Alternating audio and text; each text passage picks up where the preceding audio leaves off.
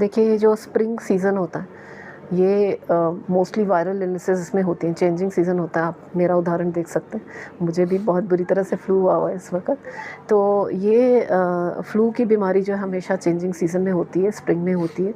Spring में respiratory illnesses भी ज़्यादा होने के चांसेस इसलिए होते हैं क्योंकि इस समय पॉलिनेशन का टाइम होता है। पोलन ग्रेन्स बनते हैं, तो बहुत सारे लोग जो हैं उससे एलर्जिक होते हैं। तो एलर्जिक जो बीमारियाँ होती हैं, कुछ मौसम के बदलाव की वजह से, कुछ इन कारणों की वजह से भी जो है वो बढ़ जाती हैं।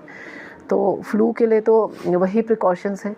आप अगर खुद फ्लू से पीड़ित हैं या आपके आसपास कोई पीड़ित है तो मास्क पहने। वो ये चीज़ जो कोविड हमको सिखा करके गया है, किसी भी फ्लू के लिए एक स्टैंडर्ड प्रिकॉशन है।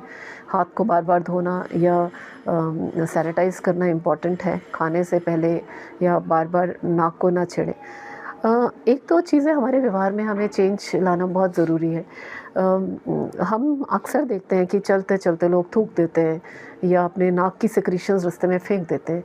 ये वो ड्रॉपलेट्स हैं, अगर आप इन्फेक्टेड हो तो आप एक तरह से इस बीमारी को जो है, किसी भी तरह की बीमारी जो सांस लेने से होती है तो उसको बढ़ा रहे हैं। तो अपने व्यवहार में थोड़ा सा हम चेंज ला सकते हैं। रुमाल कैरी करें, है ना, रुमाल से अपने सिक्रीशंस को साफ़ करें बजाय इसके कि उसको उस तरह से सड़क में या पब्लिक प्लेस में आप बिखेरें। तो ये एक रिक्वेस्ट रहेगी कि थोड़ा हमें आवश्यकता है अपने बच्चों को, इवन एडल्ट्स को, ये इन चीज़ों रेस्पिरेटरी एथिक्स जिसको कहते हैं, एथिक्स जिसको कहते हैं। अगर हम पिछले सालों से कंपेयर करते हैं तो ऐसा नहीं है कि कोई बहुत ज़्यादा शार्प राइज़ हुआ है, पर जब इस तरह का कोई सडन इंक्रीज़ होता है तो स्टाफ मुझे बता देता है। ऐसा तो नहीं है कि कोई बहुत सिक लोग आ रहे हैं, बट हाँ, आम फ्लू के लोग तो थोड़ा बड़े हैं। देखिए, ये जो स्प्रिंग सीज़न होता है, ये मोस्टली वायरल इलनेसेस इसमें होती हैं। चेंजिंग सीज़न होता है, आप मेरा उदाहरण देख सकते हैं। मुझे भी बहुत बुरी तरह से फ्लू हुआ हुआ है इस वक़्त। तो ये फ्लू की बीमारी जो है हमेशा चेंजिंग सीज़न में होती है, स्प्रिंग में होती है।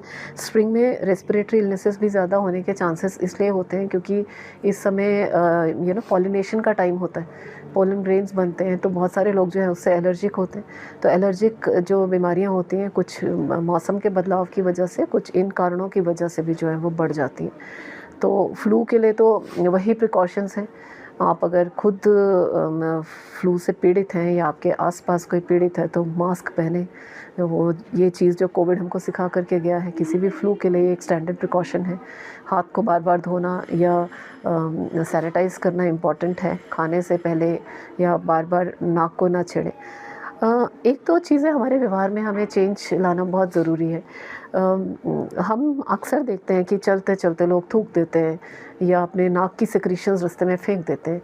ये वो ड्रॉपलेट्स हैं, अगर आप इन्फेक्टेड हो तो आप एक तरह से इस बीमारी को जो है, किसी भी तरह की बीमारी जो सांस लेने से होती है तो उसको बढ़ा रहे हैं। तो अपने व्यवहार में थोड़ा सा हम चेंज ला सकते हैं। रुमाल कैरी करें, है ना, रुमाल से अपने सिक्रीशंस को साफ़ करें बजाय इसके कि उसको उस तरह से सड़क में या पब्लिक प्लेस में आप बिखेरें। तो ये एक रिक्वेस्ट रहेगी कि थोड़ा हमें आवश्यकता है अपने बच्चों को, इवन एडल्ट्स को, ये इन चीज़ों रेस्पिरेटरी एथिक्स जिसको कहते हैं, एथिक्स जिसको कहते हैं। अगर हम पिछले सालों से कंपेयर करते हैं तो ऐसा नहीं है कि कोई बहुत ज़्यादा शार्प राइज़ हुआ है, पर जब इस तरह का कोई सडन इंक्रीज़ होता है तो स्टाफ मुझे बता देता है। ऐसा तो नहीं है कि कोई बहुत सिक लोग आ रहे हैं, बट हाँ, आम फ्लू के लोग तो थोड़ा बड़े हैं।